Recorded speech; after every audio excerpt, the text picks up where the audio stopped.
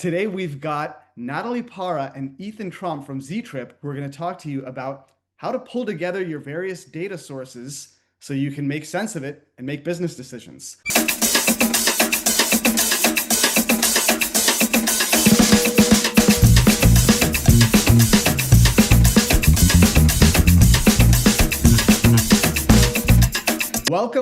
Welcome everyone to TTA's webinar series, Mastering Business Essentials.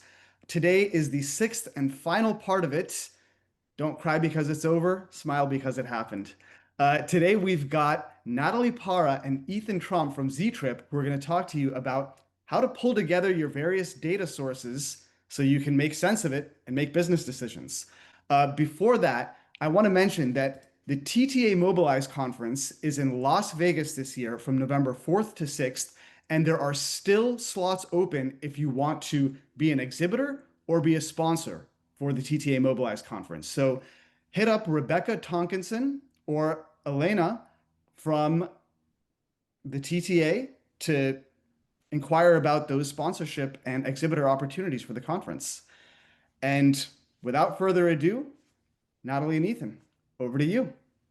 Well, thank you, Nirav. I first wanted to start off, Ethan's going to handle this session and talk about the nitty-gritty, but why this is so important. For many of us, we have our dispatch platform, we have a camera system, we have some sort of a maintenance platform. You may have a system where you're tracking your customer service reviews, your recruiting, and it's daunting when you have to go into 6 different places and try to find out what's going on in your business. And so we made the decision about 5 years ago to hire someone to bring it all together and put it into one system. It's taken us a lot of time to kind of hone in, because then we got to where we had so much data. Yeah, it was almost a paralysis of analysis, and you didn't know how to do it. So we've, I don't want to say dumbed it down, but dumbed it down into some really key important information so that each one of our general managers has a daily overview of, here was yesterday's completion rates, here was your accident percentage, and here's how many vehicles are on the road, which is kind of the most important stuff that we look at every day. And so without further ado, I'll throw it over to Ethan. And again, this is something we're very passionate about and excited to be able to share it with you all. Thanks, Natalie. Yeah, my name's Ethan. I'm the data specialist for Z-Trip. We're going to talk about data today. Super fun.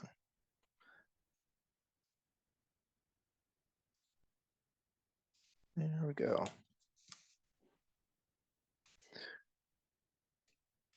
So why data is important? Have you ever made a decision based on a gut feeling only to later wish you had more information? In transportation, relying on instinct alone can lead to inefficiencies, missed opportunities, and even safety risks. That's where data comes in. Data transforms guesswork into strategy. It helps us to understand right behavior, optimize routes, and allocate resources more efficiently. With real-time data, we can reduce wait time, fuel usage, and maintenance costs by predicting issues before they happen. Data allows us to personalize services, improve reliability, and respond quickly to rider needs. From driver behavior monitoring to vehicle diagnostics, data helps to ensure safety and regulatory compliance. Whether it's integration electrical vehicles or launching on-demand services, data is foundation of innovation. In short, data isn't just numbers, it's insights, foresights, and key to building smarter, safer, and more sustainable and transportation systems.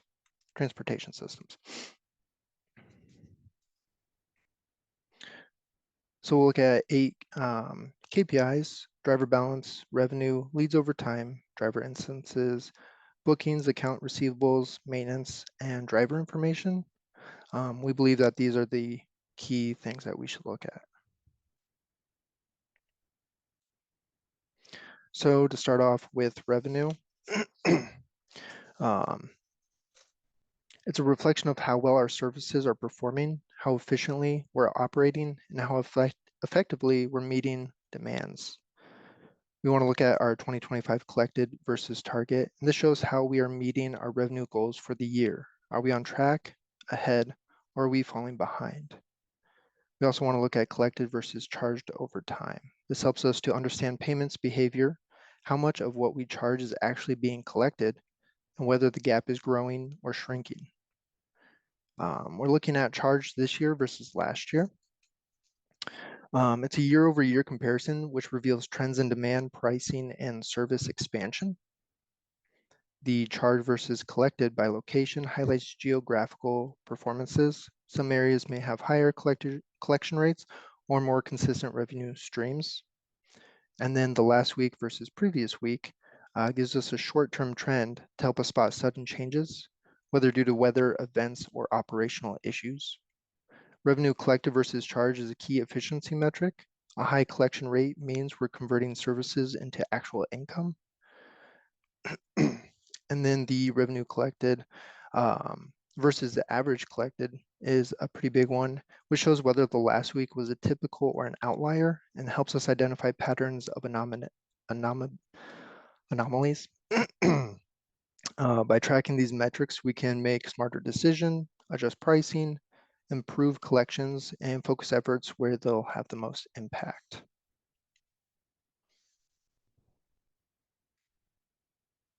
Moving on to accounts receivables.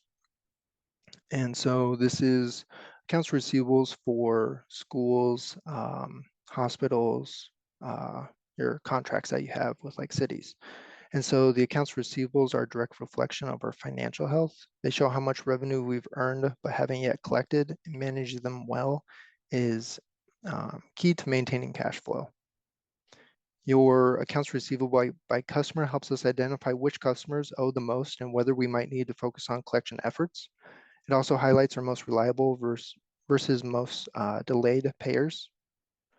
The total invoice amount versus the AR amount compares how much to build revenue and still outstanding. A growing gap here could signal collection issues or billing delays. High-risk customers should be flagged. These are customers with a history of late or missed payments. Flagging them early allows us to make proactive steps, like adjusting terms or requiring prepayment.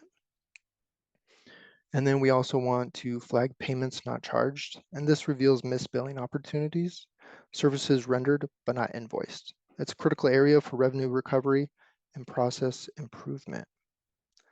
By closely monitoring the AR, we can improve cash flow and reduce financial risk and ensure the revenue we earn actually reaches our accounts. And just like with the accounts receivables for our customers, we also want to look at it for our drivers as well.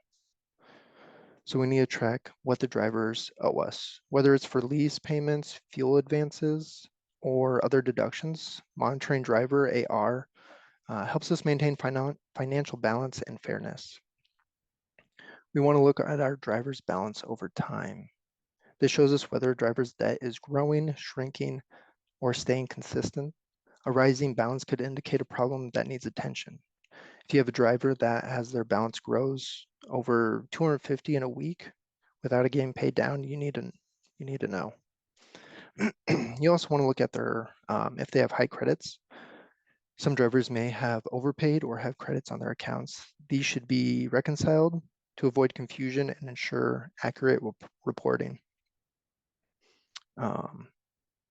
What drivers consistently have a high balance are questions that you need to be able to answer. Identifying repeat offenders helps us understand patterns. Are these drivers struggling financially, or are these systematic issues on how we're billing or collecting? We often say some money is better than none. But now with clear visibility into data, we can ask, is the relationship sustainable? If a driver is consistently carrying a high balance with no signs of improvement, it may be time to consider ending that contract. Data gives us the confidence to make those tough but necessary decisions.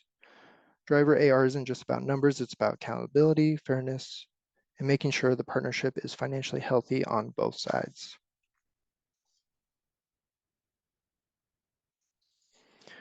If we move on to the driver info weekly look, this is something that you can sit down with your drivers and go over. It's particularly good for your rookie drivers. So it's designed to help us sit down with the drivers and walk through their week, what went well, where they can improve, and how they're tracking toward their financial goals. If we look at the top left, it's a financial overview. We can compare what drivers earn to their estimated living and operating costs, like rent, food, and utilities, which helps them understand they're truly making ends meet. The bottom left is their profitability.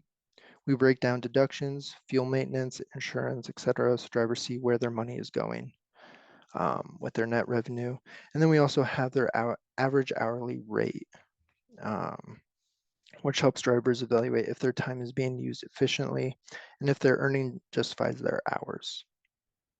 The top right metric shows their booking information. So are they accepting or rejecting offers, or are they taking a lot of street hails? In the bottom right, we look at mileage, and this is important for wear and tear of the fuel planning. Also has drive time, which is the total hours behind the wheel, and then the paid miles percentage, which shows how much of their drivers were actually earning revenue. A low percentage may indicate too much unpaid repositioning.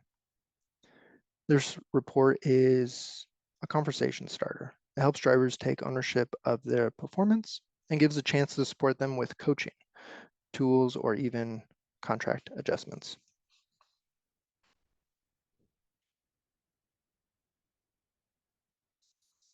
Looking at our driver incidences or accidents, it impacts safety, reputation, and costs.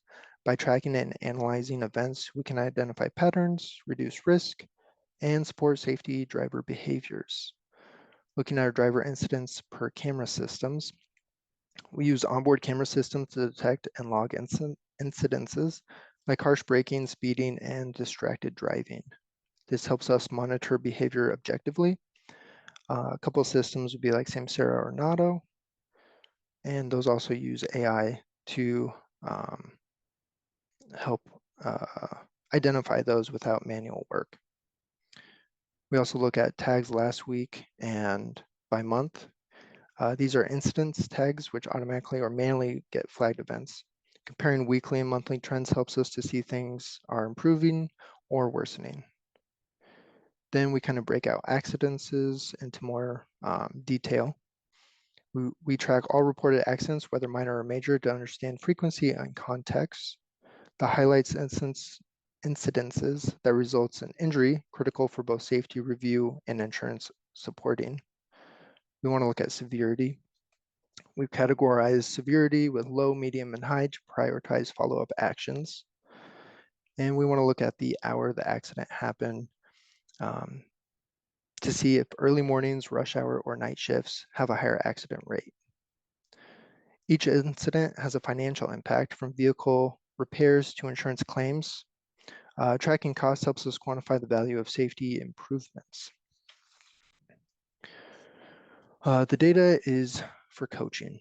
We can use it to retain drivers, adjust schedules, or even improve routing to reduce risks.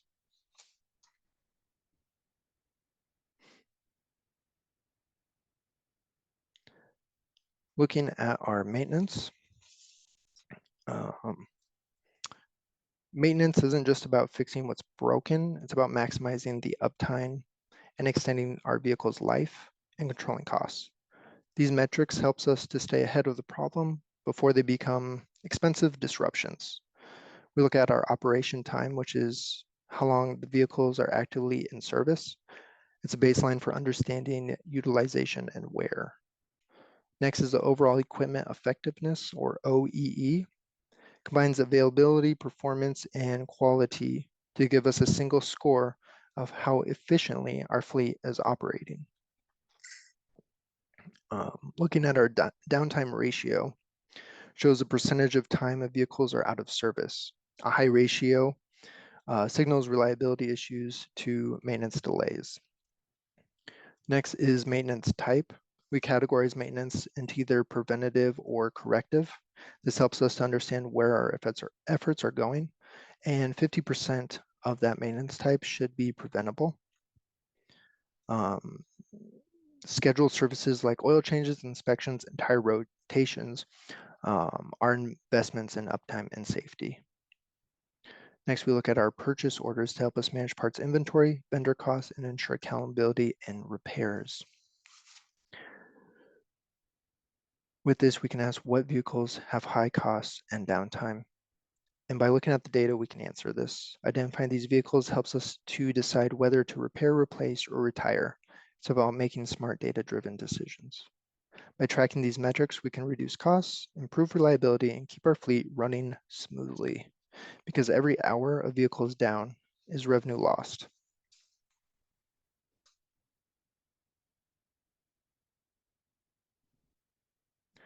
Next, we'll look at driver leads.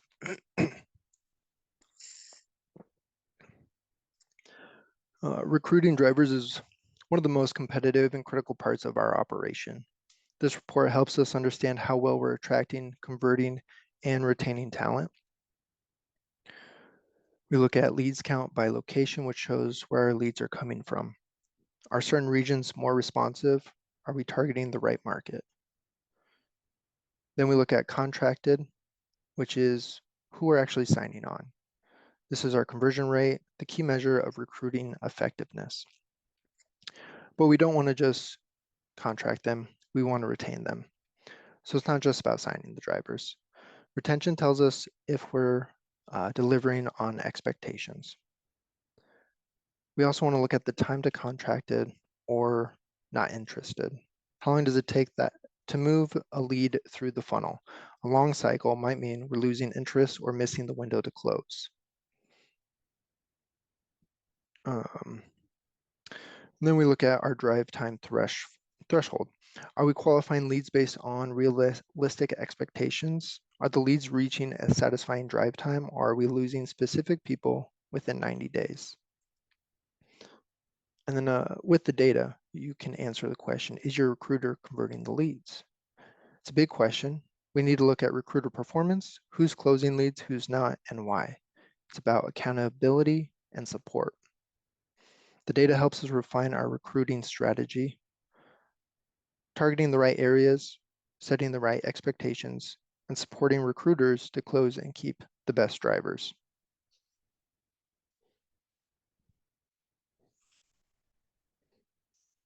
Looking at our booking report, this metric shows the percentage of bookings that were successfully completed. A high completion rate indicates strong driver reliability and operational efficiency. We also break it out by statuses. A breakdown of all the booking outcomes completed, pending, and canceled. This helps us identify trends in service delivery and potential issues in the booking process. The login time by driver or by day and hour. It's a line graph. Over in the bottom right. And this helps us to understand peak activity periods and optimize scheduling for better coverage. With that, we can also pair it with the heat graph here, or the heat table, which is a detailed table showing each completion rate by hour and weekday, which allows for easy comparison of where we need more drivers. So basically the night shift in this example. And with that heat table, we can answer the question of what is the best time for my drivers to be on the road. The booking report brings together key performance indicators that help us understand not just how many trips are being completed, but how effectively and efficiently our drivers are operating. By analyzing completion rates, booking statuses, login patterns, and driver performances, we gain actionable insights into when our drivers are most productive and where we can improve. The data empowers us to make smarter scheduling decisions, support our drivers more effectively, and ultimately deliver more reliable and responsive service to our customers.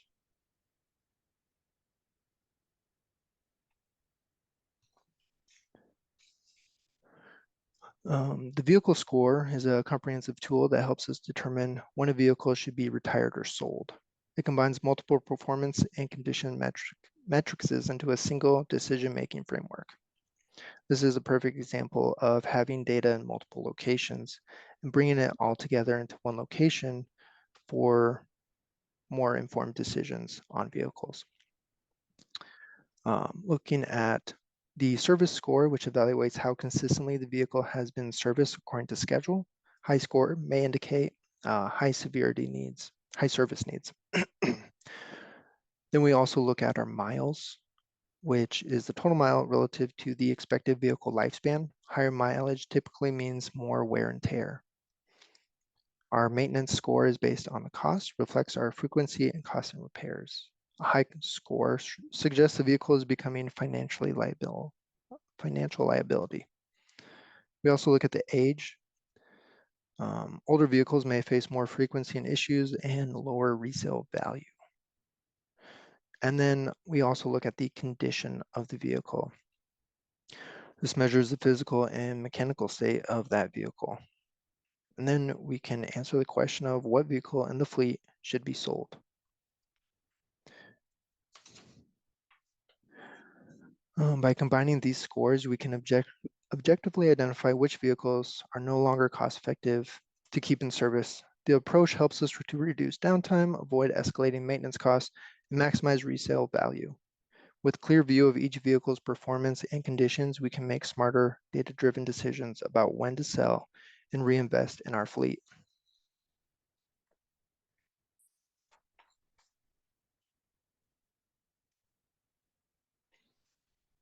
So where do you begin? Start by building partnerships with colleges. Local colleges are full of students eager to work on real world data projections. It's a win-win. They gain experience and you gain insights. If we take a look here, this is an example of walking through Zoho and uploading data.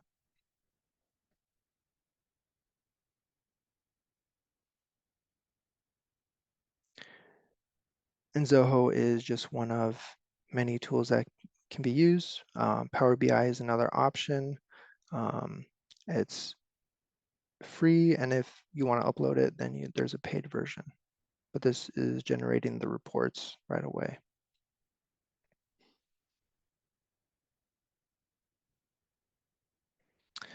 And then we want to look at forms. Data collection doesn't have to be a complicated.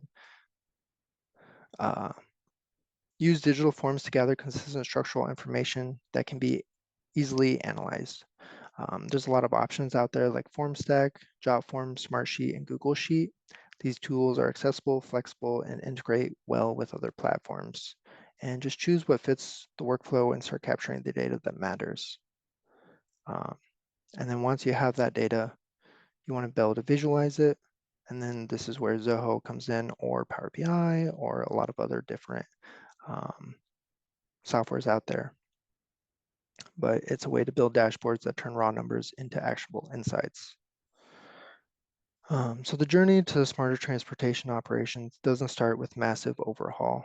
It starts with small, intentional steps, whether it's partnering with local colleges, setting up a simple form, or building your first dashboard. The tools are already within reach. The key is to start, because once you begin collecting and using data, you unlock the power to make better decisions, improve performance, and drive meaningful change. And that's about it. We can take questions now. One thing I would add is using AI. I use ChatGPT daily, and it is you could upload some of the data that you already have and say, how can I make this? And it'll tell you and give you examples of what you should start building or who you could even reach out to get this information into something that is understandable and can help you grow. Thank you guys so much for that presentation. I think Narav had to step away for a second, but we do have a question from Mark. What camera system do you use? We use a couple. We use three. We started off with Nato.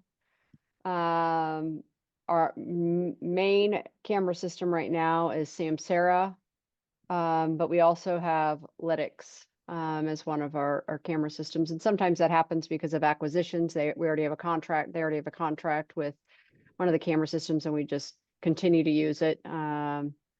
So we also, in Kansas City, we have a company called Digital Ally, and it's a Kansas City based one, and they're primarily in law enforcement, but instead of getting, with all the other camera systems, there's little clips, and you have to piece them together, or you have to reach out and say, hey, I need, 20 minutes.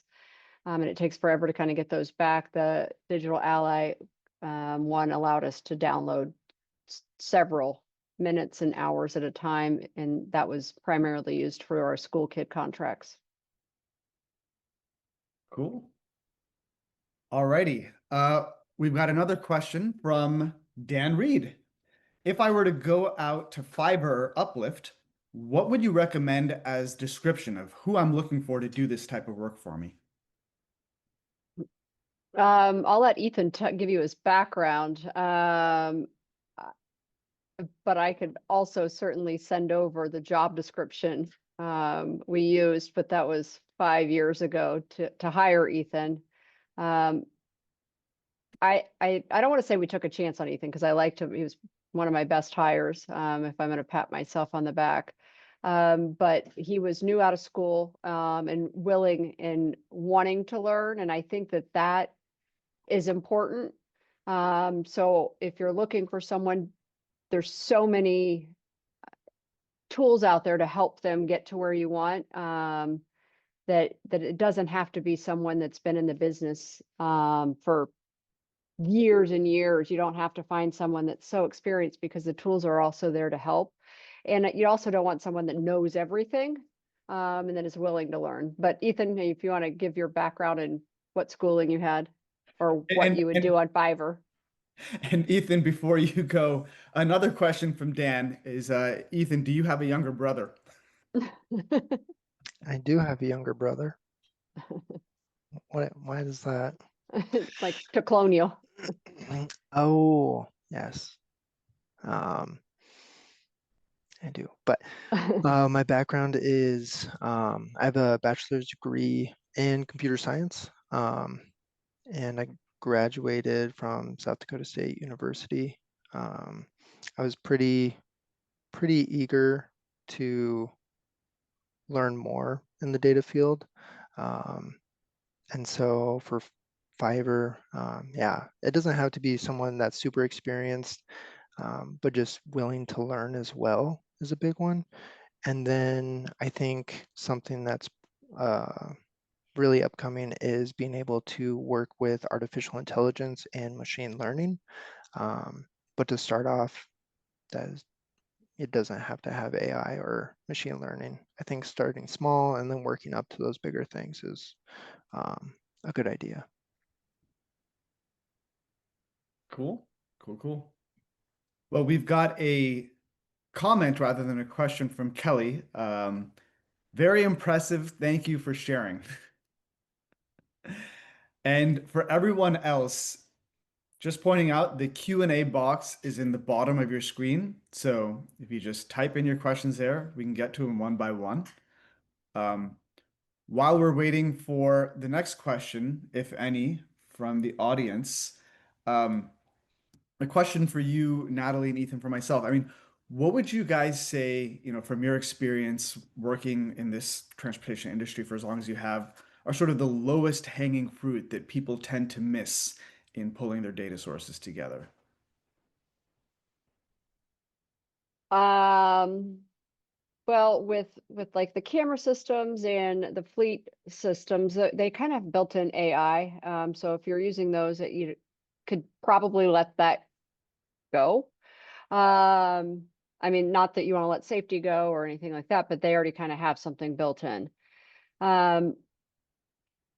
I would say one of the most important things is on the recruitment, because that's what I'm passionate about, and making sure that your recruiter is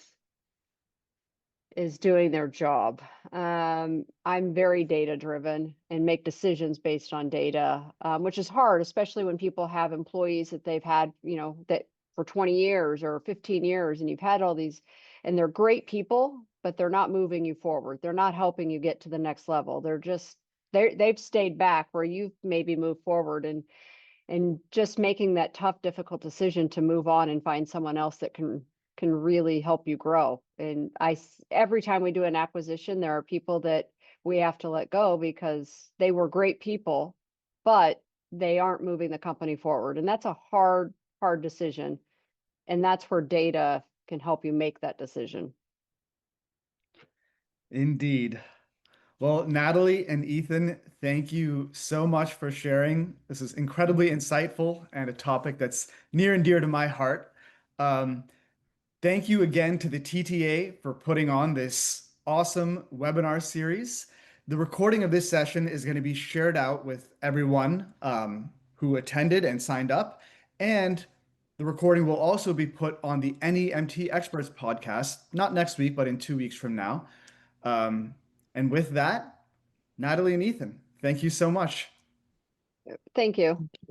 Yeah, and before we go, I can just add on to something that Natalie was saying with where things can be improved upon with data is having some automations put in place. And so I think a big thing when I came in was people doing a lot of manual tasks just because that's the way they've always done it.